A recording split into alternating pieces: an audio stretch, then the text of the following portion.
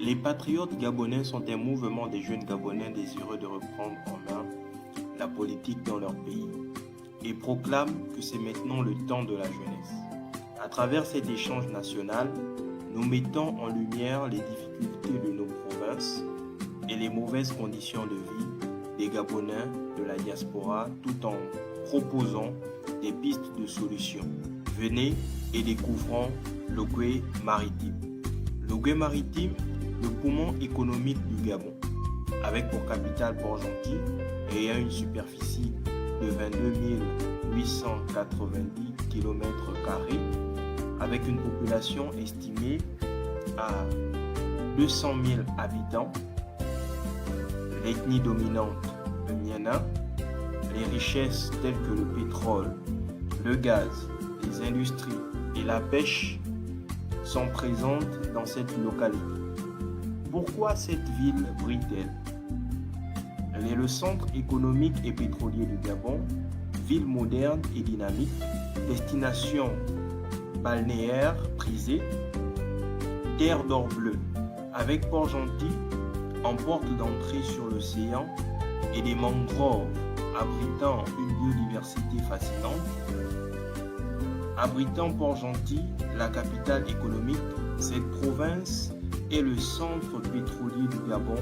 Elle est aussi réputée pour ses plages paradisiaques et ses réserves naturelles préservées. Patriotes gabonais, en avant, pour la patrie ou la mort, nous vaincrons, nous vaincrons. Un Gabon fort, un destin en nos mains pour l'Afrique libre. Ensemble nous marcherons, ensemble nous marcherons.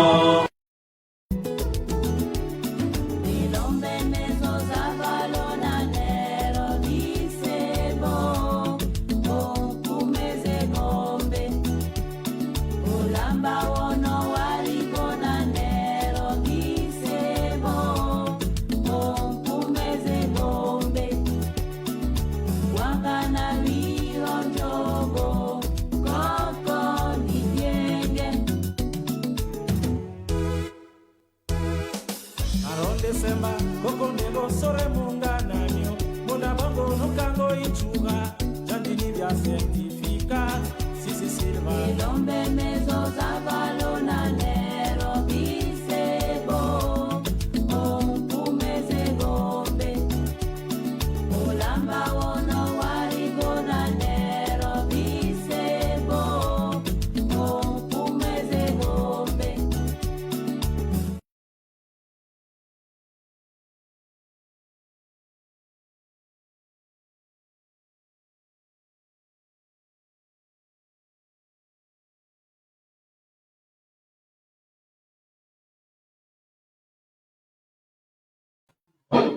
Ouais, c'est bon, les gars.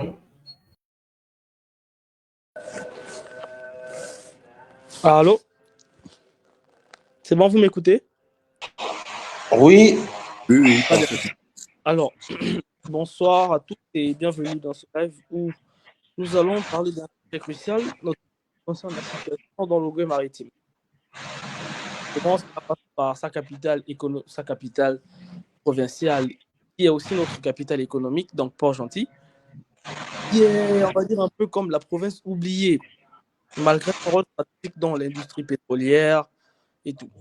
Maintenant, l'Ogué maritime fait face à de nombreux défis en termes d'infrastructures défaillantes, le coût de la vie, le chômage et surtout un manque criant d'attention de la part des gouvernements, du moins de la part des autorités de transition. Donc ce soir, nous tenterons de comprendre, on va dire, pourquoi cette province a subi, on va dire, une telle impasse et quelles peuvent être les solutions envisagées.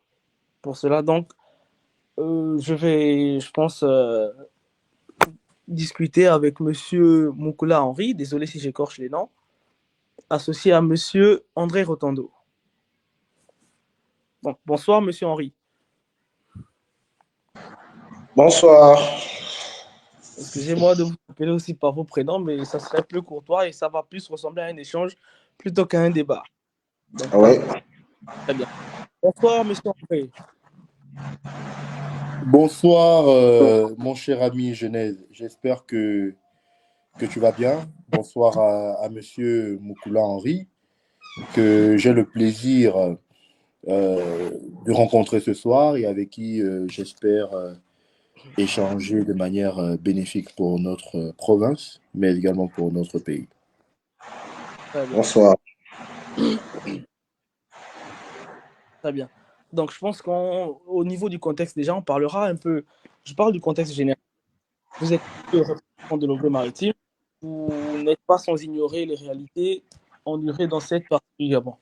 En ce qui concerne le contexte général, nous parlerons bien sûr de l'importance de la province dans les, on va dire, l'importance de la province dans l'économie gabonaise à travers des branches comme le pétrole, le bois, la pêche et le tourisme. Et je pense que concerne le problème actuel, comme je l'ai souligné en amont dans l'introduction, on a parlé du manque d'infrastructures, on a parlé de l'enclavement, le coût élevé de la vie, parce qu'il y a quand même une inflation déplorée par les ressortissants de cette province et les difficultés d'accès aux services de base. Après, le renforcement de ce qui concerne la responsabilité des autorités, et s'il y a moyen de faire des petits témoignages, bon, forcément, vous avez des parents qui sont dans cette province-là. Ça permettra d'avoir une vision analytique du problème et en par les solutions ou encore les perspectives, c'est-à-dire comment relancer le développement de la province. Plus tarder, la première question sera adressée à monsieur Henri. Alors, monsieur Henri, parlons déjà de la capitale économique qui est Port-Gentil.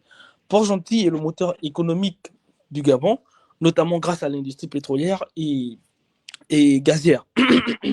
Pourtant, vous en conviendrez avec moi que la ville ne bénéficie pas d'un développement à la hauteur de sa contribution à l'économie nationale, bien sûr. Donc, pourquoi, selon vous, Port-Gentil semble-t-elle délaissée par les autorités malgré son rôle stratégique? On parle bien sûr des autorités de transition. Bon, déjà, merci. Merci encore pour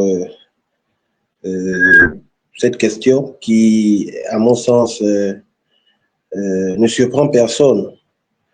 Port-Gentil n'a pas seulement été délaissé par les autorités de la transition, mais Port-Gentil a été abandonné par toute la gouvernance, non seulement à l'époque du parti unique, ensuite l'arrivée du multipartisme et du Parti démocratique gabonais qui s'est éternisé au pouvoir.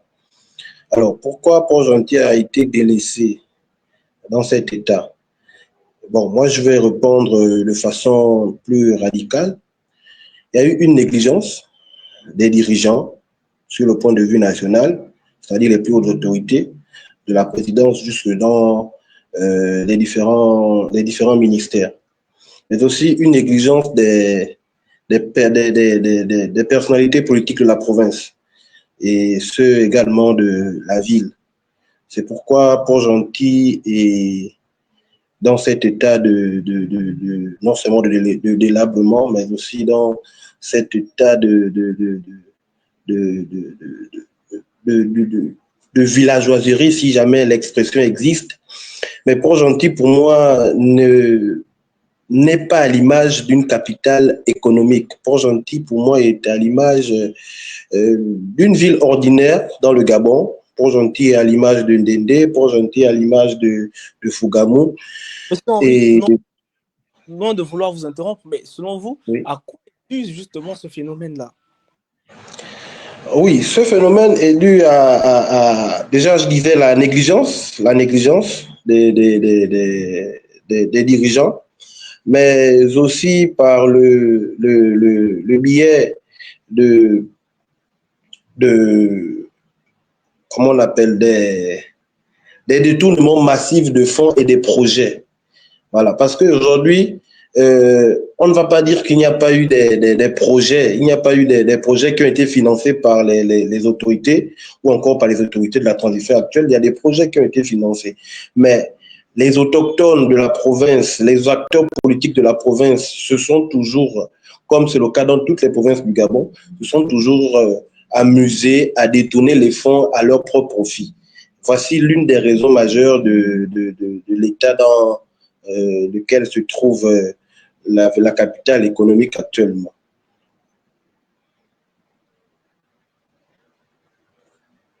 Très bien. En guise de second volet de la question, justement, je voudrais revenir sur l'aéroport pardon, qui a été recruté, qui autrefois appelé Ali Bongo, à l'heure actuelle, je pense que c'est le nom de Monsieur Renjambe, un truc comme ça. Donc, Oui. alors, avec la transition en cours, c'est vrai que ça, c'est quand même quelque chose de saluable, de louable, pardon. Mais est-ce que, on va dire, avec la transition en cours, certains espéraient, vous comme moi, sinon la population gabonaise, espérait une nouvelle dynamique pour les villes et surtout pour Port-Gentil, encore une fois, ça constitue quand même un moteur majeur pour l'économie du pays. Donc, selon vous, y a-t-il eu, on va dire, un début de changement pour Port-Gentil depuis l'arrivée de l'autorité, selon vous? Ben, selon moi, je vais dire, le début de changement, je ne l'ai pas vu. C'est, on va dire quoi? C'est le même miroitage qu'il y a dans toutes les autres provinces. Des routes en béton d'ici et là, des, des, je vais dire des centaines de mètres de routes en béton et en bitume. Pour moi, le réel changement n'y est pas. Il n'y est pas pourquoi? Il n'y est pas parce que la jeunesse est toujours au chômage. Voilà. Le centre de santé, du moins le centre régional de santé de Port-Gentil, n'a pas reçu le réel changement que l'on attend. Et les Gabonais de cette partie du pays croupissent dans l'entière pauvreté. Donc, pour moi, je dirais que le changement n'est pas arrivé avec l'avènement du CTRI et de la transition. L'État reste le même, le constat reste amer, le constat reste le même. Donc, pour moi, il n'y a pas de changement. Très bien, très bien. Nous y reviendrons en termes de suite. Maintenant, je m'adresse à vous, Monsieur André, en ce qui concerne justement le problème actuel. C'est justement les infrastructures comme les routes et autres soulignées par Monsieur Henry. Les habitants de Logoué-Maritime, mais en l'occurrence Port-Gentil, permettez-moi vraiment de rester concentré sur Port-Gentil, parce que je pense que c'est quand même le faisceau de cette déliquescence qu'on retrouve dans Logoué-Maritime. Donc, les habitants de Port-Gentil font quand même face à des coupures d'électricité fréquentes, assez fréquentes, des difficultés d'accès à l'eau potable et tout ce qui va avec. Selon vous, comment expliquer cette situation dans une ville aussi riche en ressources naturelles? Alors, déjà, merci pour la question. Je tiens avant tout propos à remercier le mouvement des patriotes gabonais qui me permet, avec certains compatriotes, de pouvoir nous exprimer sur des questions fondamentales et cruciales pour notre pays. Alors, pour revenir sur la question, il faut déjà poser un constat clair. C'est savoir, est-ce que les richesses du pays, et en l'occurrence de la ville de Port-Gentil, sont également réparties.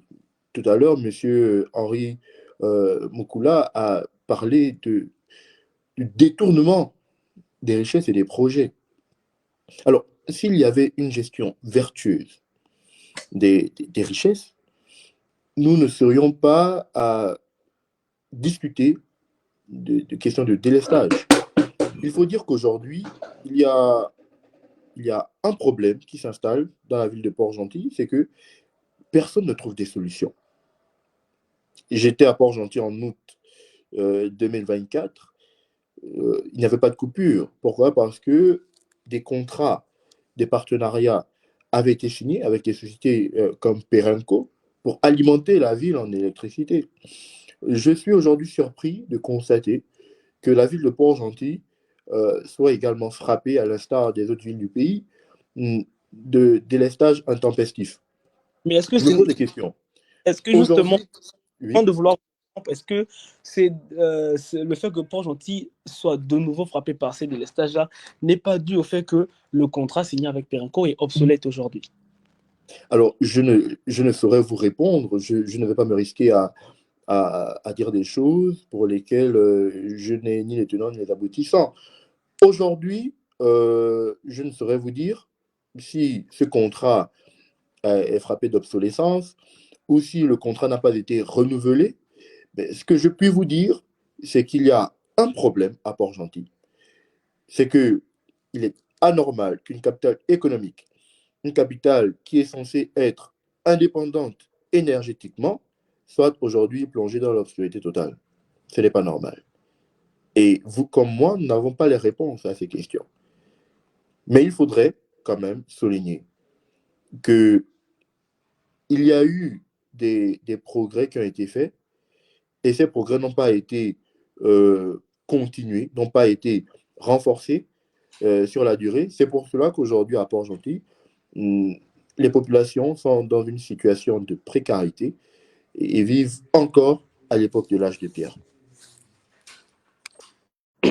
Très bien. Donc, pour la question suivante, il y a, on va dire, moins de 8 mois, sinon presque 8 mois, vous étiez à Port-Gentil. Donc, vous avez dit août 2024. Nous sommes à l'heure actuelle en février.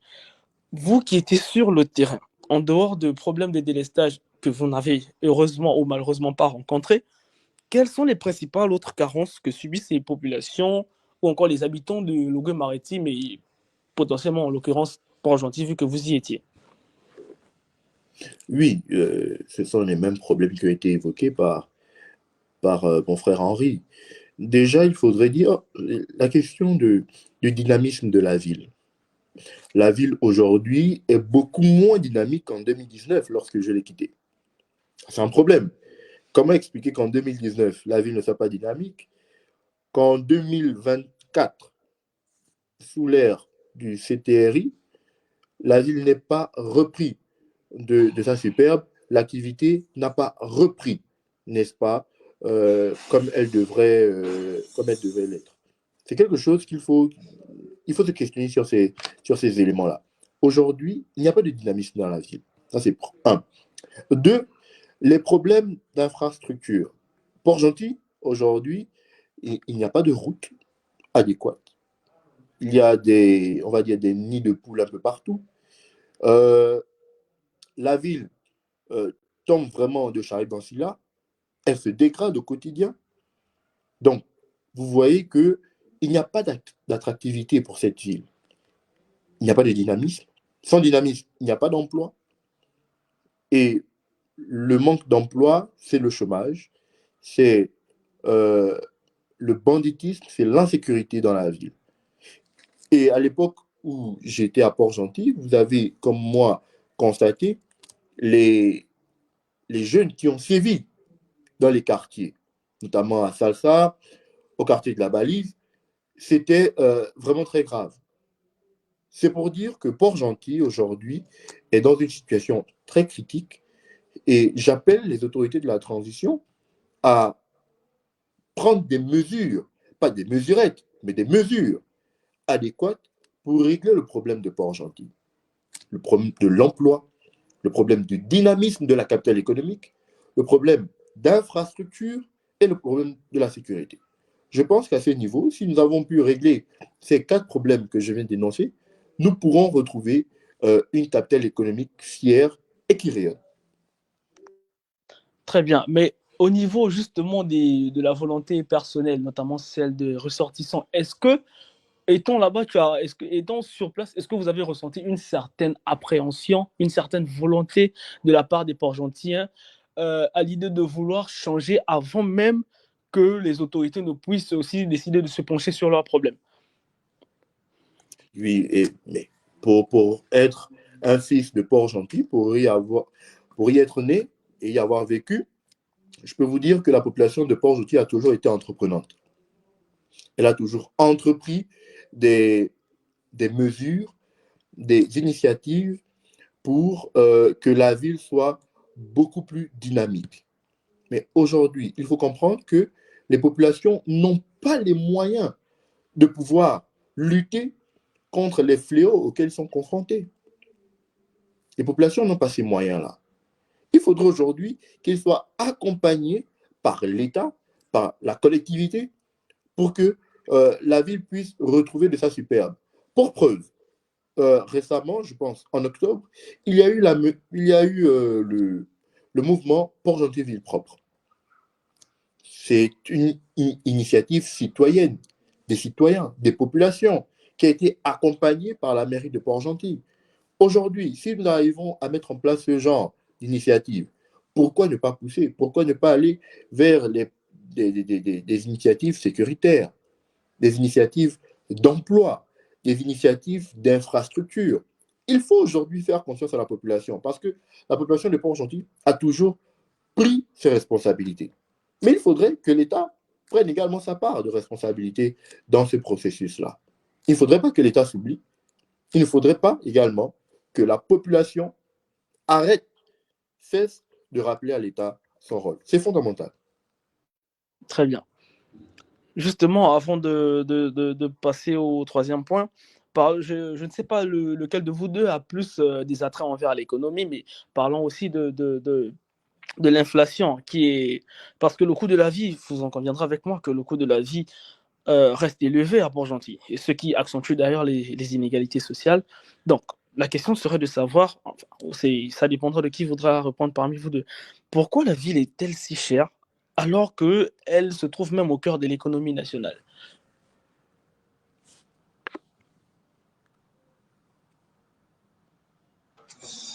Bon, je peux apporter des éléments de réponse à cette question. Très bien. Pour ce qui est de la vie chère, ce n'est pas une affaire de Port-Gentil uniquement. C'est constaté dans toute l'étendue du territoire. Mais la spécificité de Port-Gentil, c'est que le prix, par exemple, du bâton de manioc qui est cher à Libreville, à Port-Gentil sera 2 fois plus cher. Pourquoi? Tout simplement parce que c'est une affaire de coutume et aussi de culture. On a été, s'il faut le dire en petit français, on a été trompé par l'abondance du pétrole et le fait que, à une époque, tout le monde, sinon sur 100% de la population gabonaise, la population de Port-Gentil, voulais-je dire, 85% de cette population-là allait faire ce qu'on appelait 28-28, c'est-à-dire allait sur site, avait du moins une activité génératrice de revenus ou encore une activité qui lui permettait de mettre sa famille à l'abri du besoin. Donc, ce qui faisait que une personne qui allait au chantier et sort avec plus d'1 demi-million ou 1,5 million, arrive, le coût du manioc ne l'effraie pas, même si on dit c'est 1000 francs, il l'achète sans réfléchir, tout simplement parce que la culture a voulu que Port-Gentil soit plus ou moins une ville des personnes nanties, une ville des personnes qui ont des moyens et qui dépensent sans compter. C'est maintenant dans cette culture-là que il y a eu la crise économique, on n'a pas pu s'en sortir, et pour revenir dans les prix qui se pratiquent à Libreville, à Mouila, à Makoko, à Tchibanga, c'est plus ou moins difficile. Ça, c'est dans le premier pan. Mais aussi dans le fait d'acheminer les denrées alimentaires. Port-Gentil, jusqu'aujourd'hui, c'est l'une des villes qui n'est pas à 100% connectée par le reste du pays. Des denrées telles que la volaille, le riz, le manioc, la banane, ça vient soit de Guinée équatoriale en bateau, ça vient soit de Libreville en bateau. Et pour ceux-là même qui font l'agriculture au niveau de la province, nous avons des difficultés aussi. Bon, heureusement qu'avec la construction du pont qui relie Port-Gentil à Omboué, il y a désormais la possibilité d'acheminer la banane par le canal de la route. Mais à l'époque, c'était un peu compliqué parce qu'on avait des bateaux qui allaient dans les villages et les départements pour acheminer la banane. Et les commerçants n'avaient pas d'autre choix que de prendre en compte la main-d'œuvre au niveau du village ou du district où la banane a été cultivée, mais aussi prendre en charge le transport, le billet pour acheminer la marchandise jusqu'à Port-Gentil. Et figurez-vous que lorsque ça arrive à Port-Gentil, pour décharger, il faudrait encore payer des gens pour décharger cette banane-là. Ce qui fait qu'un régime qui, au niveau local, peut coûter 5 000 francs, avec le transport, le déchargement et tout ce qui s'ensuit, le régime peut partir de 5 000 à 12, voire même 14 000 francs. Et voici un peu de façon ramassée, de façon pêle-mêle, tout ce qui peut contribuer à la hausse des prix des denrées alimentaires dans la ville de Port-Gentil. Très bien. Maintenant, je pense qu'on peut maintenant bien se concentrer sur les responsabilités des autorités politiques. Je reste avec vous, monsieur Henri. Alors, les Marigovéens et les Marigovéennes se plaignent, bien sûr, des potentielles promesses qu'ont fait les autorités de transition à la province de Logoué-Maritime. Selon vous, par quoi devraient passer les premières actions du CTRI? Il faut dire les termes. Bon, les premières actions du CTRI, au quartier, on dit « un ventre affamé n'a point d'oreille ». Moi, je trouve que l'initiative du CTRI à l'endroit des populations de Logoué-Maritime, sinon de Port-Gentil en particulier, c'est de créer des emplois. C'est de trouver à cette population-là l'emploi. Si cette population ne travaille pas, elle va toujours et toujours se plaindre. Si cette population n'a pas de quoi nourrir, je ne suis pas encore un chef d'une multitude de familles, mais il y a des pères de famille, des mères de famille qui sont au chômage. Quelle promesse d'envergure allez-vous donner à un père qui ne sait pas qu'est-ce que ses enfants vont manger à midi? Si ce n'est que lui dire, on te crée un emploi, on te trouve un emploi, on te trouve un travail, voici ce qu'on peut proposer. On ne peut pas d'abord, comme disent les autres, mettre la charrue avant les bœufs, c'est pas possible. On doit repartir plus ou moins à la base. Et la base de tout Gabonais actuellement, et ceux de Port-Gentil, c'est le travail. Les autorités doivent travailler sur l'employabilité des Gabonais. Et s'il faut être focus sur le cas de Port-Gentil, ils doivent travailler sur l'employabilité des Gabonais de Port-Gentil.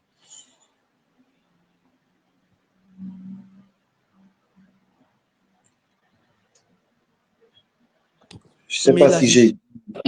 Oui, mais en ce qui concerne justement la situation parlons tout simplement en termes de gestion. Nous avons les agents de, je pense, de Manji, un truc comme ça, Manji Loisirs, qui sont entrés en grève. Je pense que la grève a subi une certaine trêve hier, mais il y a déjà un problème au départ. Donc, on peut créer de l'emploi, mais s'il est difficile de gérer ses employés, comment faire justement pour régler la situation des populations de Logoué-Maritime? Bon, déjà, lorsque vous me parlez de la grève de Manji Loisirs, je crois que Manji Loisirs, c'est plus ou moins une structure privée. Et Port-Gentil en étant capital économique, sur 100% de ses employeurs, ce sont des employeurs privés. Que ce soit dans ce qu'ils sont, ceux qui font ceux qui exploitent le pétrole, ceux qui font dans la restauration, etc. Maintenant, la gestion, je ne sais pas, je ne pourrais pas apporter des éléments de réponse sur la gestion de ces emplois-là. Là, maintenant, c'est une autre paire de manches.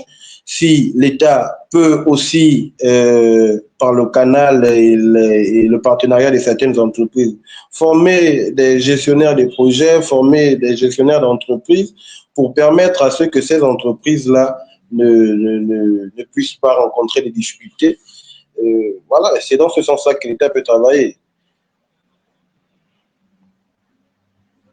Très bien. Maintenant, excusez-moi, monsieur André, je pense que ça tombe bien qu'on revienne aussi sur la question de mademoiselle Gali.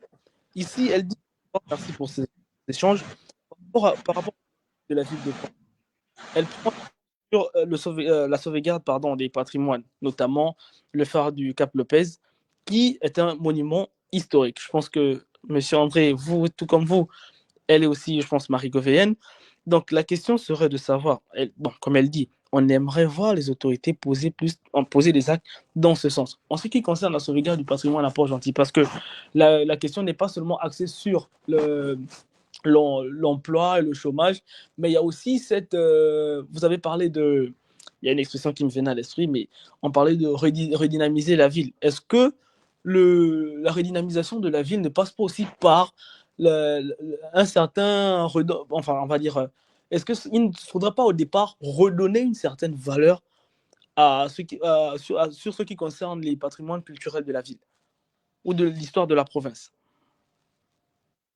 Très bien. La question tombe parfaitement. Parce qu'aujourd'hui, je pense, déjà, avant de répondre, hein, j'aimerais mettre un cadre. C'est-à-dire qu'aujourd'hui, Port-Gentil ne peut plus être la capitale économique que nous avons autrefois connue. C'est-à-dire la cité uniquement pétrolière. Il faudrait aujourd'hui, comme je l'ai dit, penser à une politique de redynamisation de la ville. Et Port-Gentil aujourd'hui a beaucoup à offrir, non pas que le pétrole, mais autre chose. Sur la question du phare, justement, j'en parlais déjà avec des compatriotes pour dire qu'aujourd'hui, le phare de Port-Gentil, le phare du Cap Lopez, est abandonné, est délaissé, n'est-ce pas? C'est un phare qui est centenaire. Pourquoi aujourd'hui les autorités de la transition ne donnent pas plus d'importance à la préservation du patrimoine culturel de cette province? Ça pourrait, n'est-ce pas, contribuer peut-être à dynamiser le tourisme à Port-Gentil. Loin de vouloir vous interrompre, Au-delà même du phare. moi, monsieur André, loin de vous interrompre, est-ce que cette valorisation ne passe pas d'abord par les ressortissants, par les marigovéens eux-mêmes, avant de parler des autorités de transition? Alors oui, comme je l'ai dit, les marigovéens ont toujours porté, n'est-ce pas, ont toujours pris leurs responsabilités. Aujourd'hui, nous pouvons ouvrir une cagnotte entre marigovéens pour dire nous allons sauver notre phare. Mais en réalité, est-ce à nous vraiment de le faire? Nous pouvons le faire parce que c'est notre province, parce que nous y tenons. Et je serai le premier à contribuer. Mais il faudrait que l'État, nous ne dédouanions pas l'État de ses responsabilités. La préservation du patrimoine culturel, matériel et immatériel du pays revient d'abord à l'État. Parce que c'est l'État qui en a les moyens. Maintenant, les populations peuvent accompagner dans la préservation. Mais l'entretien, principalement, est à la charge de l'État. Les populations, ensuite, viendront appuyer l'État dans cette initiative-là, dans ce processus. Aujourd'hui, je pense qu'il faudrait peut-être faire une recommandation au ministère du Tourisme pour qu'il puisse avoir un regard sur ce phare qui est en train de se dégrader avec l'érosion, qui est en train de se dégrader, qui perd de la valeur, qui perd de sa superbe. Il faudrait que ce phare-là soit sauvegardé. Et au-delà du phare de Port-Gentil, il y a par exemple l'église Sainte-Anne dans le Fernand-Vaz, qui est en train également de s'affaisser. Parce que, au-delà du fait que ça soit une église catholique, c'est le patrimoine culturel de la province, c'est le patrimoine matériel de la province. L'histoire de cette église est très forte. Et que cette église soit dans notre province doit nous faire prendre conscience de l'importance de préserver, n'est-ce pas, tous nos monuments. Ça se fait ailleurs, pourquoi ça ne pourrait pas se faire chez nous? Nous avons vu, par exemple, en France, récemment, la reconstruction de Notre-Dame. Comment est-ce que cela s'est fait? Avec des contributions, non pas seulement des populations, non pas seulement des citoyens, mais également de l'État, et à titre principal de l'État. Parce que toute personne, que ce soit l'État ou les citoyens, ont compris que notre histoire est également racontée par notre patrimoine, par nos monuments. Et il faut vraiment que nous y attachions du prix. Voici pourquoi j'insiste sur le fait que si les populations doivent prendre conscience, mais il faudrait que l'État puisse revenir, n'est-ce pas, avec ses responsabilités, puisse prendre ses responsabilités. C'est cela en réalité. Très bien. Je reviens avec M. Henry pour une question dans les commentaires, au niveau des comme on dit, avec toutes les industries et, et les entreprises de cette ville, notamment dans Port-Gentil, est-ce que vous pensez que les responsabilités sociales des entreprises sont-elles efficaces? Et je pense même que la réponse est dans la question. Parce que si il émet un certain doute à partir de cette question, c'est qu'il y a une certaine ambiguïté au niveau de la dynamique de ces RSE-là. Donc, la question serait de savoir, est-ce que la RSE est-elle efficace? Bon, dans cette question, ce qu'il faut ressortir, c'est que la RSE dans cette partie du pays ne fait pas son travail, en fait, ne joue pas le rôle qu'il devait jouer. En fait, les responsabilités sociales des entreprises, je ne sais pas comment le qualifier ou comment l'exprimer, mais... Qu'est-ce que vous déplorez, en fait, comme méfait? Pardon, reprenez la question. Je dis, qu'est-ce que vous pouvez déplorer, qu'est-ce que vous pouvez dénoncer comme, étant donné que vous dites, elle ne fait pas son travail, à votre sens, parce qu'il s'agit d'une analyse. Elle peut être personnelle ou objective, sinon rationnelle ou objective, mais ça reste une analyse. Donc, selon vous, justement, qu'est-ce qui ne va pas avec cette responsabilité sociale des entreprises? Bon, déjà, les contrats les contrats actuels que les entreprises pétrolières ou que les entreprises qui exploitent dans la province de Logos-Maritime, particulièrement dans la ville de Port-Gentil, offrent aux travailleurs aux travailleurs gabonais, parce que je vais éviter de rentrer dans le fait des travailleurs gabonais, des travailleurs de Port-Gentil ou Port-Gentil, mais ces contrats ne sont pas aux normes, n'ont aucune norme légale. Pour ne pas citer le nom d'une entreprise, j'ai un frère qui travaille aujourd'hui dans une entreprise pétrolière, mais qui a un contrat d'une société agricole. Donc, vous comprenez bien que dans le code, je crois le code du pétrole, le code du travail pétrolier, il y a une grille que les entreprises pétrolières doivent plus ou moins offrir en qualité de contrat et de salaire aux travailleurs. Mais dans cette société-là, le contrat qu'a mon frère aujourd'hui, c'est un contrat d'une société agricole. Donc, c'est une société qui exploite le pétrole au Gabon et qui offre des contrats agricoles aux employés gabonais. Et dans le même élan, dans la même foulée, il y a cette partie d'humiliation des travailleurs gabonais, mais qu'ils n'ont pas le choix. Parce que j'ai dit, par exemple, à mon frère là, que mais pourquoi vous ne vous plaignez pas? Dans ton cas, vous êtes combien? Il m'a dit la société a plus de 300 employés. Mais dans ces 300 employés, plus de la moitié ont ces contrats-là. Je dis, pourquoi vous ne vous plaignez pas?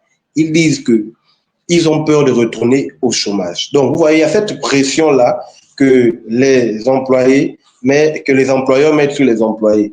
Donc, c'est pourquoi je dis que cette RSE-là ne joue pas un rôle fameux pour les employés gabonais et en particulier Port-Gentil ou encore Marigot-Veillais.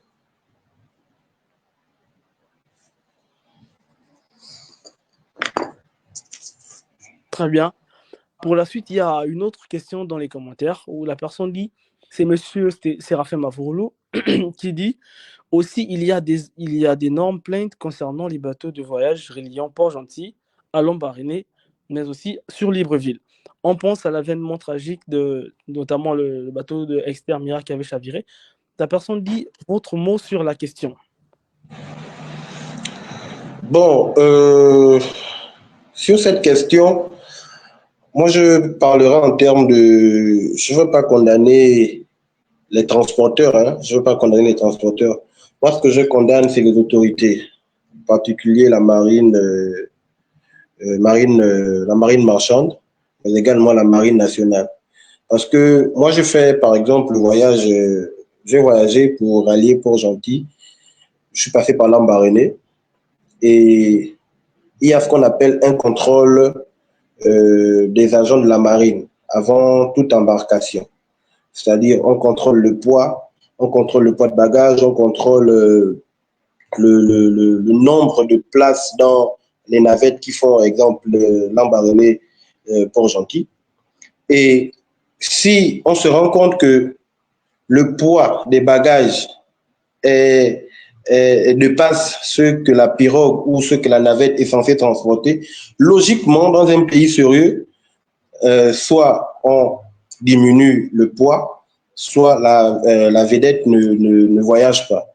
Et ça a également été le cas de Esther Miracle. Il y a eu cette négligence-là des autorités.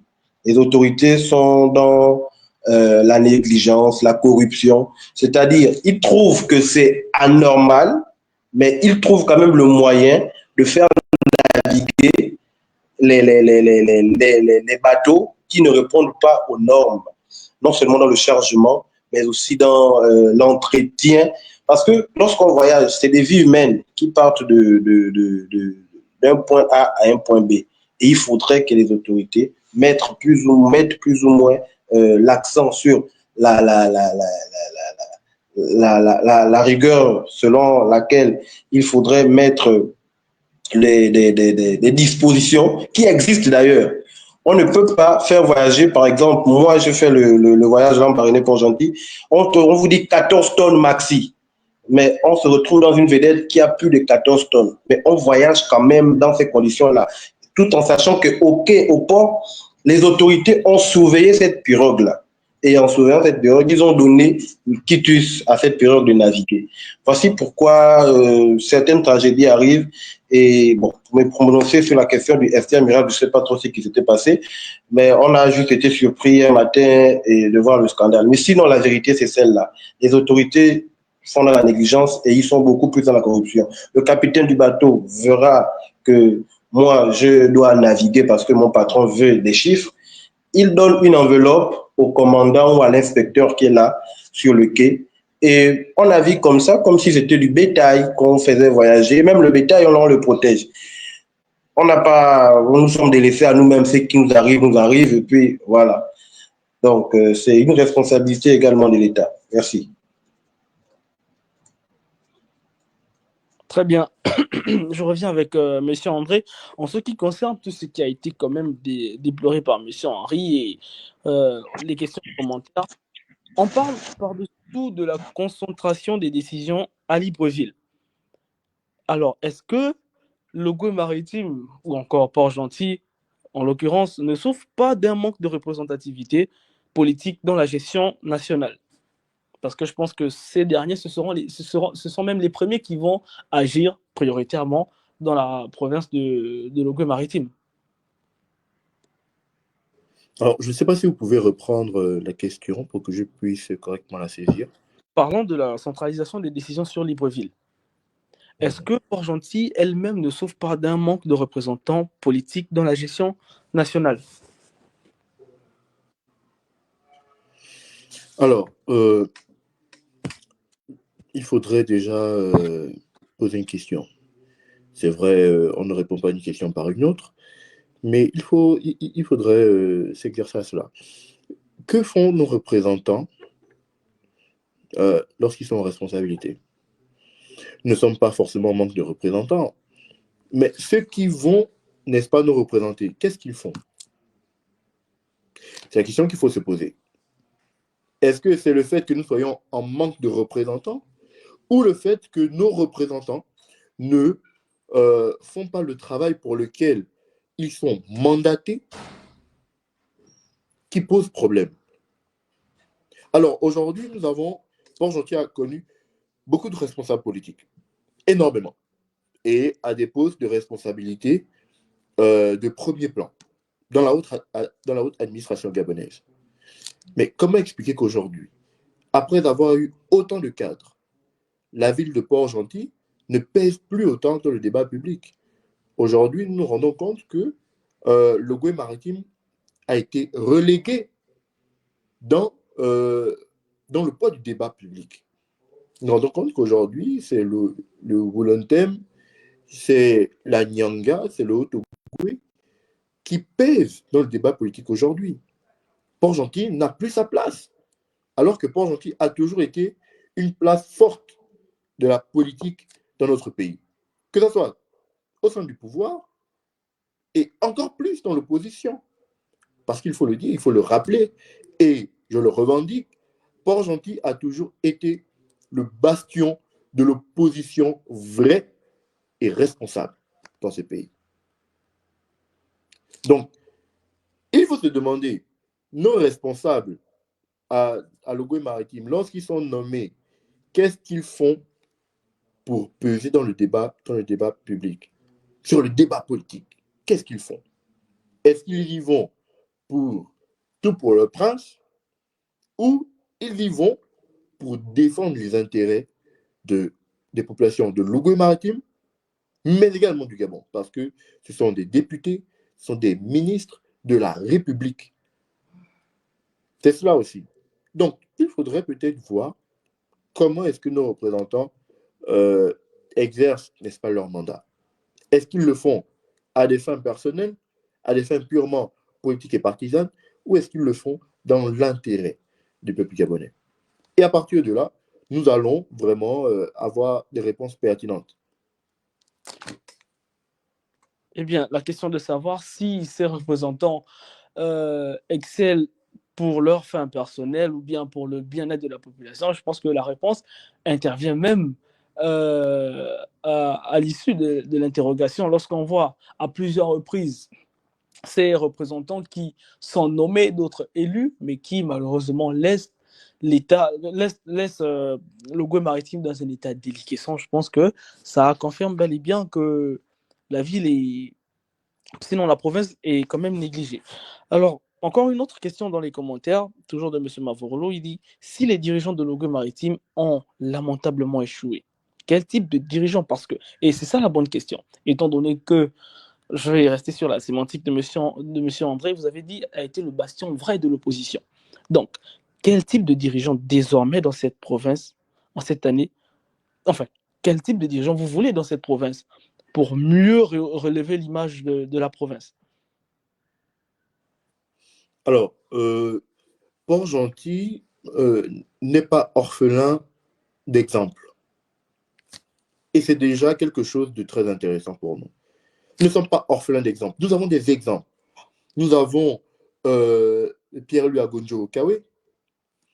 Nous avons Joseph Renjambe Issani.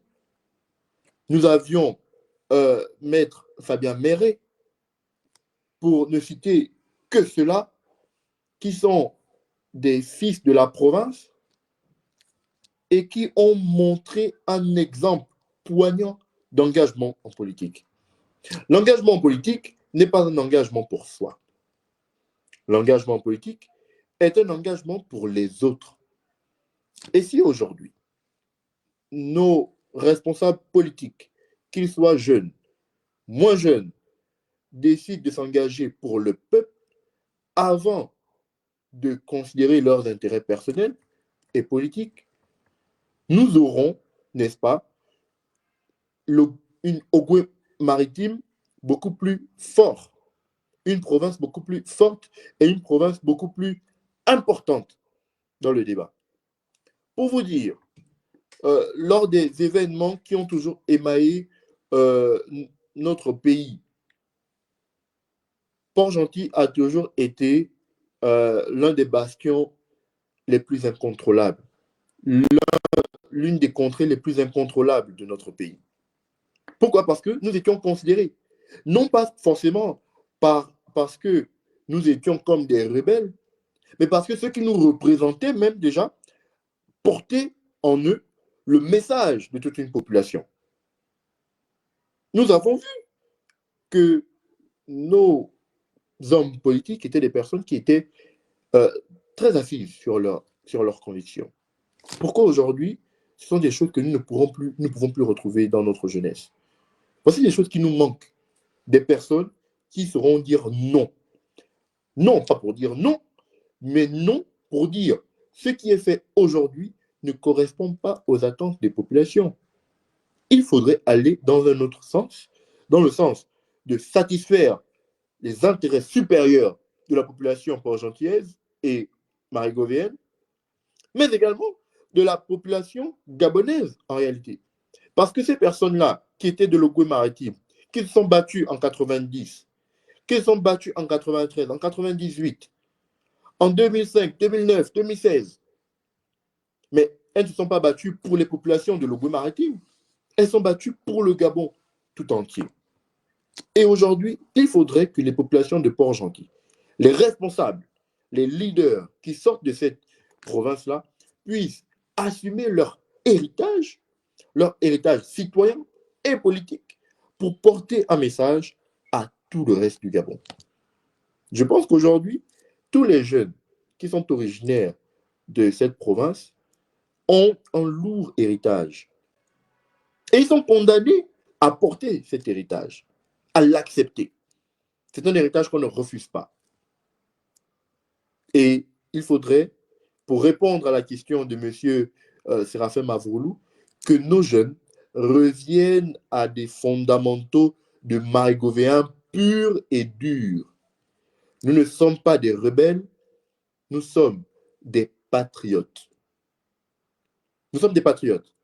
Et pour être patriote, il faut mettre les intérêts supérieurs de la nation avant les nôtres, avant nos intérêts mercantiles, avant nos intérêts politiques, avant nos intérêts nombrilistes.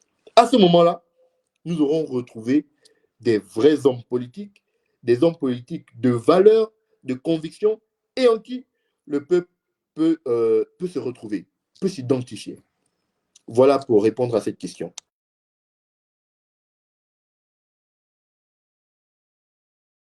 Très bien. Alors, je reviens avec vous, Monsieur Henry, en ce qui concerne la question sur la richesse majoritaire, la ressource majoritaire, pardon, qui est le pétrole. Plusieurs experts ont estimé que la diversification économique pourrait être une solution pour réduire la dépendance au pétrole.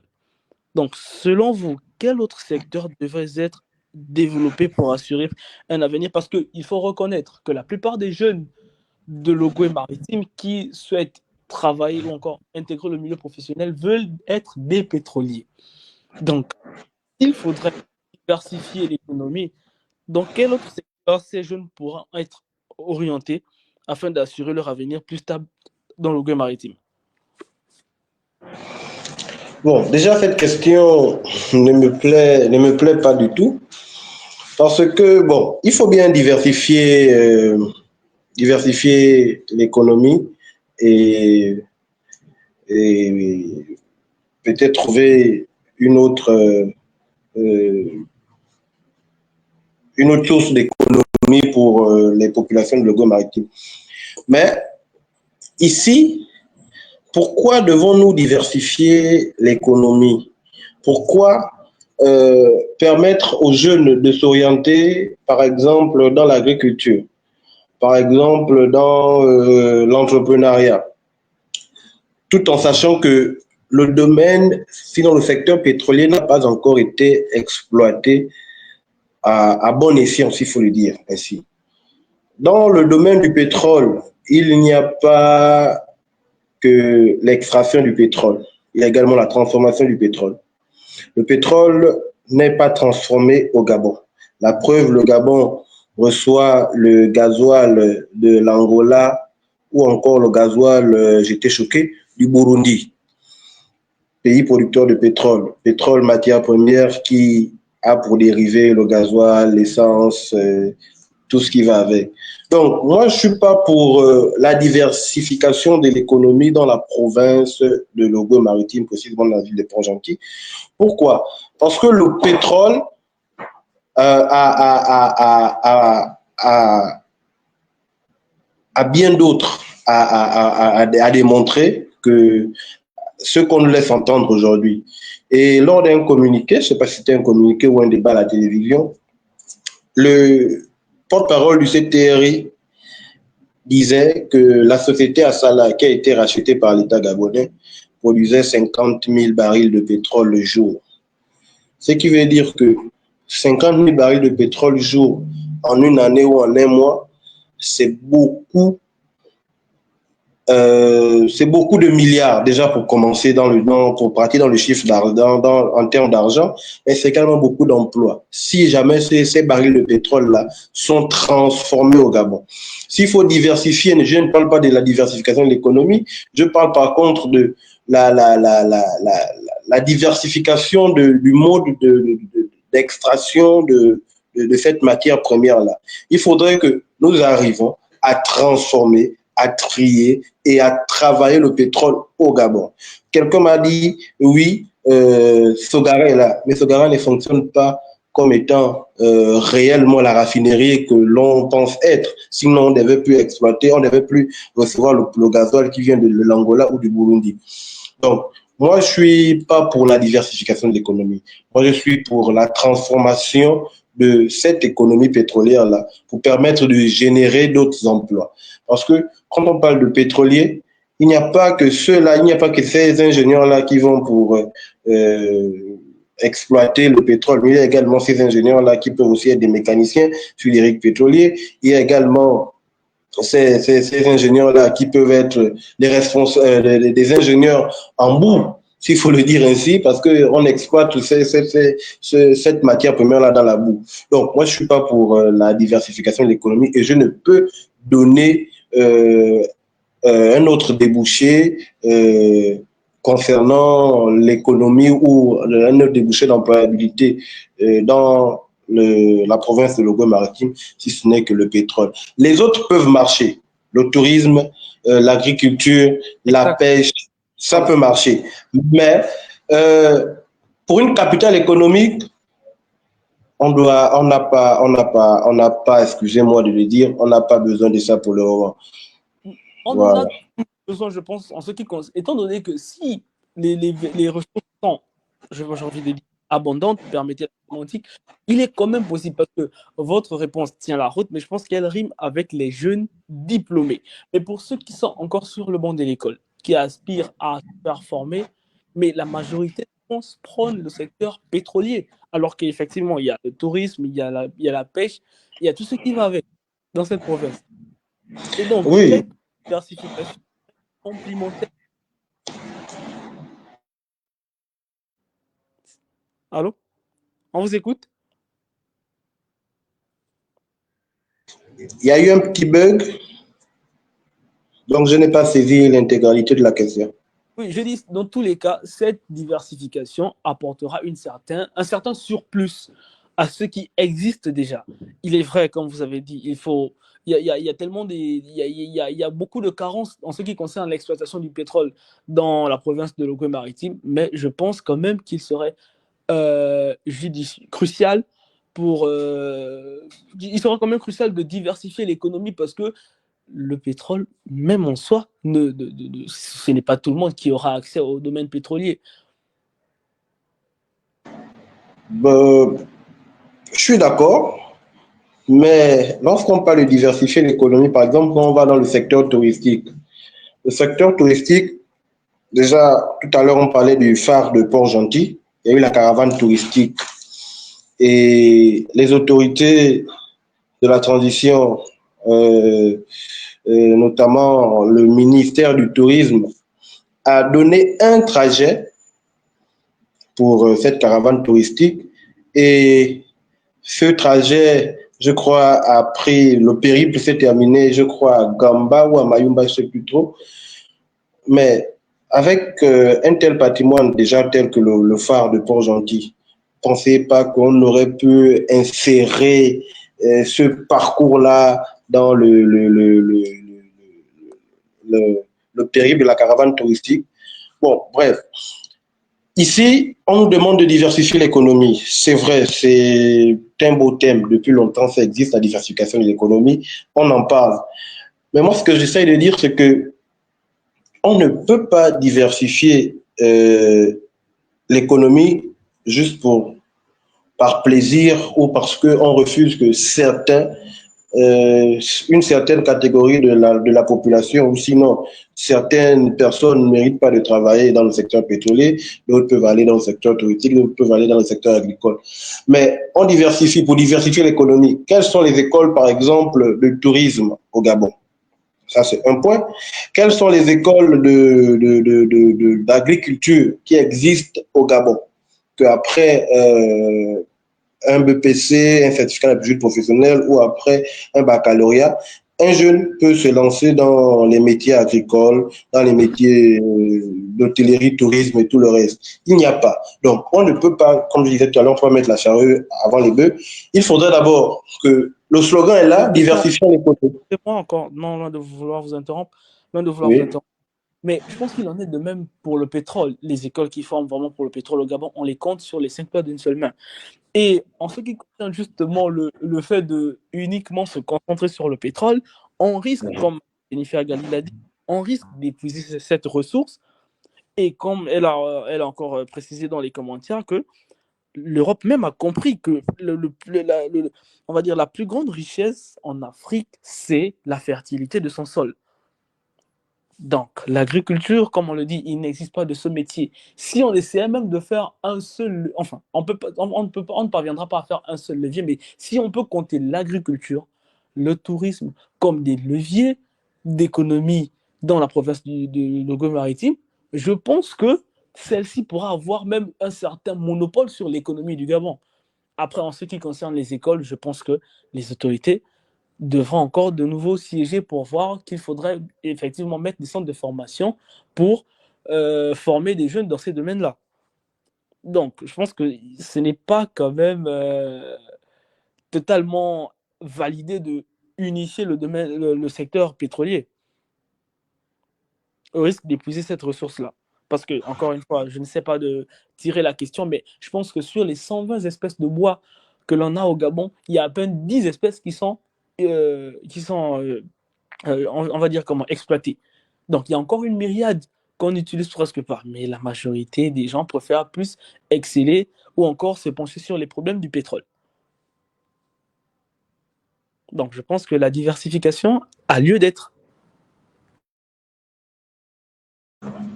Bon, comme c'est dit ainsi, la diversification peut trouver sa place. Mais moi, ce que je dis, je n'exclus pas totalement la diversification de l'économie, bien plus engagée dans le pétrole et penser par exemple à l'agriculture.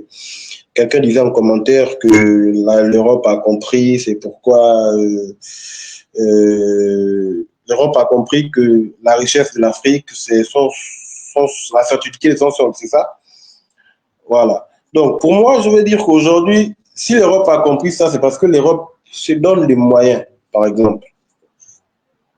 Aujourd'hui, quels sont les moyens qu'on peut mettre à disposition d'un jeune qui veut entreprendre dans le secteur de l'agriculture, par exemple? Tout ce qu'on fait aujourd'hui, c'est l'agriculture que nous faisons, que nos parents, nos grands-parents font dans les villages, par exemple, dans ceux qui sont dans le district de Ndougou, département de Timboué, dans la province de Logos-Maritime.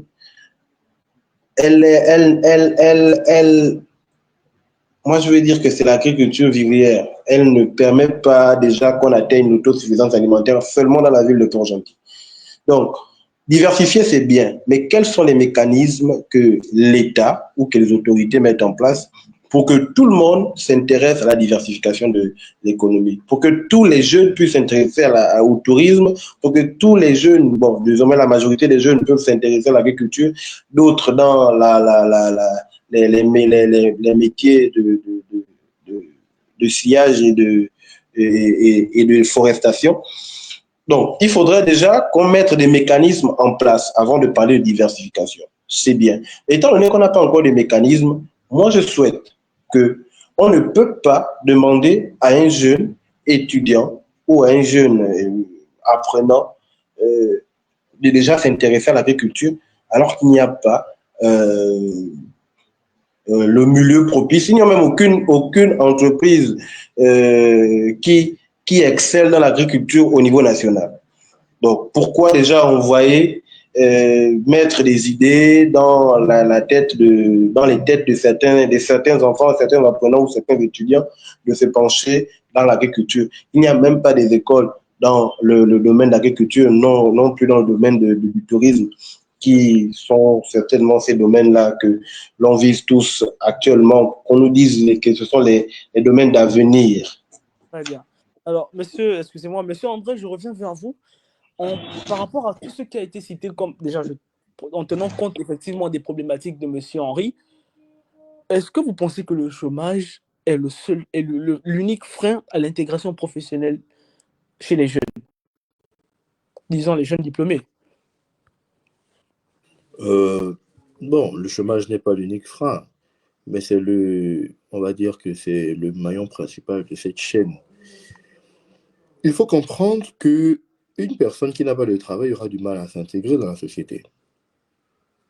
C'est de manière claire. Si je n'ai pas de travail, je n'ai pas de situation sociale, je m'intègre très mal. Donc, il faut qu'aujourd'hui, nous puissions donner à la jeunesse les moyens d'être autonome. Chaque jeune doit pouvoir subvenir à ses besoins, subvenir aux besoins de sa famille et de pouvoir se construire un patrimoine. Je pense qu'aujourd'hui, lorsqu'on est intégré dans la société, c'est par ces éléments-là que nous arrivons, n'est-ce pas, à interagir de manière tout à fait sereine dans la société. Donc, il faut trouver du travail. C'est le travail qui fait l'homme, en réalité. Donc, aujourd'hui, il peut avoir plusieurs éléments, mais le manque d'emploi est l'élément, pour moi, est le facteur X, est l'élément central.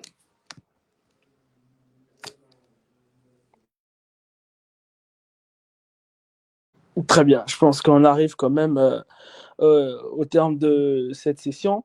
Je vais terminer avec vous, monsieur André.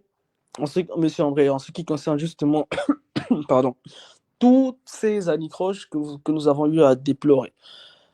Je pense qu'il y a quand même une réponse peut-être personnelle que vous avez, mais issue forcément d'une analyse. Donc, quand on regarde un peu l'allure à laquelle les choses vont, et on regarde aussi l'histoire de la province. Selon vous, pourquoi cette province semble-t-elle ne pas être une priorité?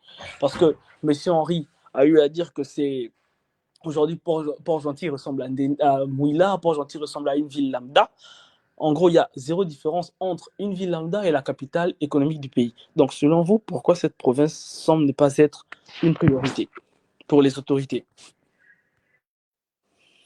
Il faudrait dire que à Port-Gentil, nous n'avons pas mis les verrous nécessaires. Nous n'avons pas mis les verrous nécessaires. Le premier verrou, pour moi, c'est celui de la RSE. Si vous me permettez de revenir sur cette question, qu'est-ce qu'on entend par RSE? La RSE, c'est simplement la contribution des sociétés implantées sur une zone géographique dans le développement durable. Est-ce que les sociétés qui sont à Port-Gentil investissent pour le développement de Port-Gentil? Total, à l'époque d'Elf, le faisait. Il y a eu la construction du stade de Port-Gentil, la construction de l'aéroport de Port-Gentil, pour lesquels Total a eu à contribuer de manière significative. Mais il y a les routes, il y a les écoles, il y a les marchés, il y a les quais, il y a beaucoup de choses à faire à Port-Gentil. Ça, c'est le premier élément. Le deuxième élément, c'est la négligence du potentiel, non seulement Port-Gentil, mais Marie-Gauvéen. Si nous revenons sur certaines questions, notamment la question de la diversification de l'économie, aujourd'hui, certaines autorités pensent que Port-Gentil ou le Goué maritime n'est bon qu'à produire du pétrole. Or, ce n'est pas vrai. Port-Gentil a beaucoup de richesses. Nous avons parlé de la question du tourisme. Aujourd'hui, le Goué maritime abrite l'un des plus importants parcs nationaux du Gabon et même de la sous-région, le parc national de Luango. Pourquoi aujourd'hui ce parc national-là ne permet pas une exposition beaucoup plus importante du G8, de l'Ogooué maritime? Pourquoi aujourd'hui, avec des plages que nous avons au Cap Lopez, à Setekama, à Luango, nous n'avons pas une plus belle exposition de la province de l'Ogooué maritime? Pourquoi aujourd'hui, avec des monuments historiques comme le phare, comme l'église Sainte-Anne, comme la cathédrale Saint-Louis, nous n'avons pas une meilleure exposition de la ville de Port-Gentil? Pourquoi aujourd'hui, avec des endroits comme la baie des Coquillages, avec des endroits comme la zone des Trois-Rivières, nous n'avons pas une meilleure exposition de la ville de Port-Gentil? C'est pour dire qu'aujourd'hui, Port-Gentil est ce qu'il est, ou ce qu'elle est, par la négligence des autorités. Parce que ces autorités-là ne voient pas, peut-être parce que nous sommes Port-Gentil ou Marie-Gauvéen, mais ces autorités-là ne voient pas le potentiel de Port-Gentil. Port-Gentil n'est pas bonne qu'à produire du pétrole. Il y a du talent à Port-Gentil. Pour preuve, sur la question du sport, simplement, mais la ville de Port-Gentil est l'une des villes pionnières dans le sport, devant même Libreville.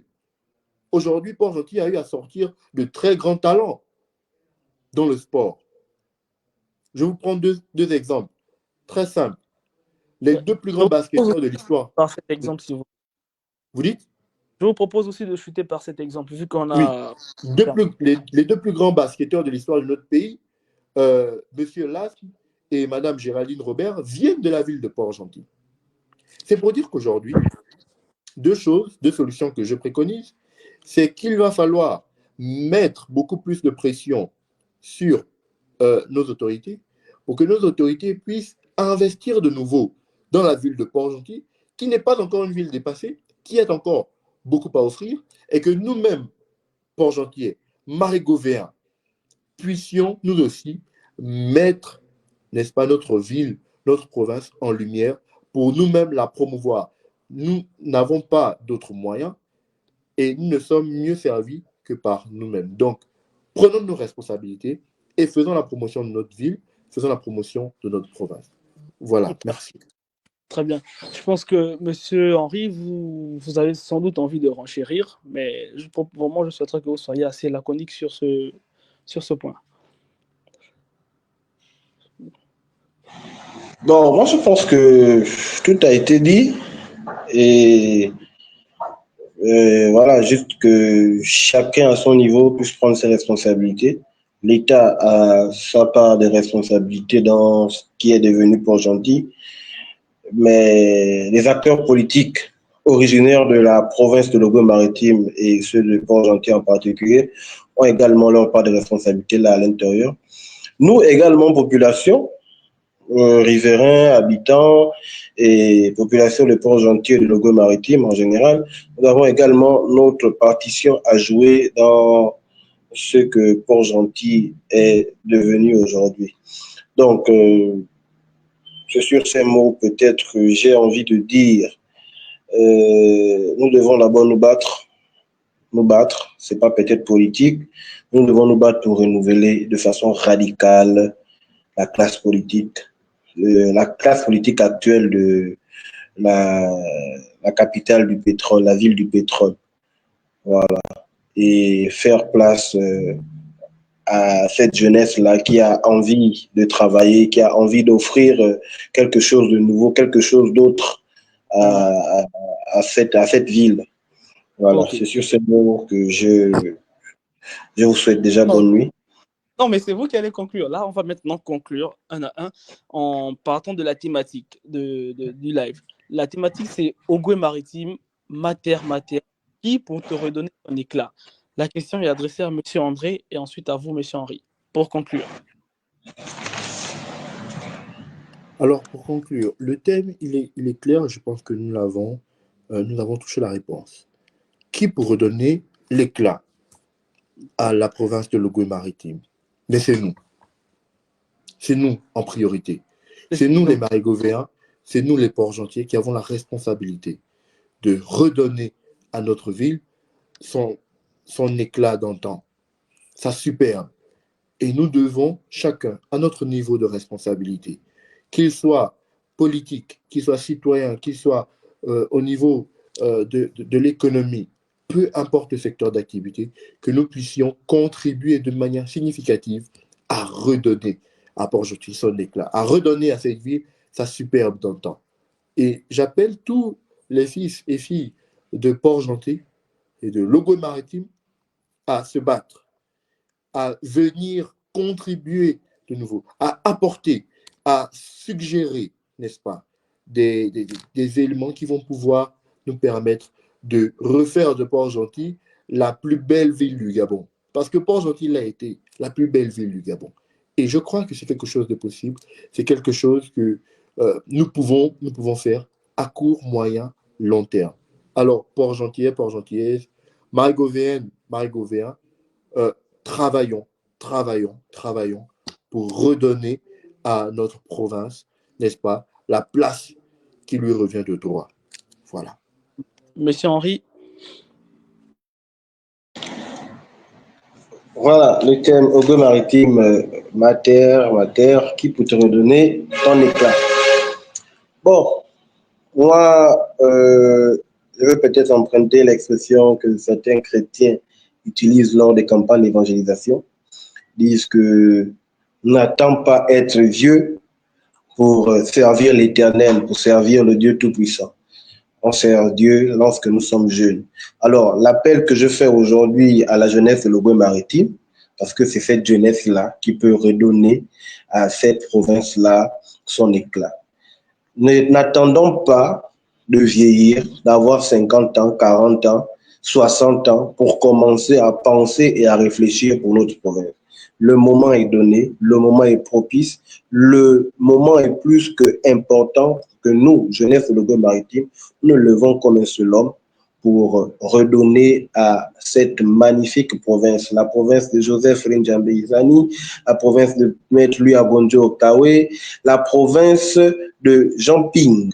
C'est le moment de nous lever et de redonner l'éclat qu'il faut à cette province. Merci et bonne soirée à tous. Très bien. Donc, en termes d'épilogue, nous avons vu ce soir que l'Ogooué-Maritime, malgré ses richesses, reste une province quasi oubliée et qui suscite l'attention des autorités en place. Entre difficultés, chômage, accès aux services publics et aux différents services, autant de défis qui nécessitent une réponse urgente de la part des autorités. Merci à nos invités, M. Henri Moukoula, M. André Rotondo, et à ceux qui ont aussi assisté et participé au niveau des commentaires. Continuons à en parler et à exiger des actions concrètes aux autorités. Sur ce, nous vous disons au revoir, mais à très bientôt. Passez une très bonne soirée.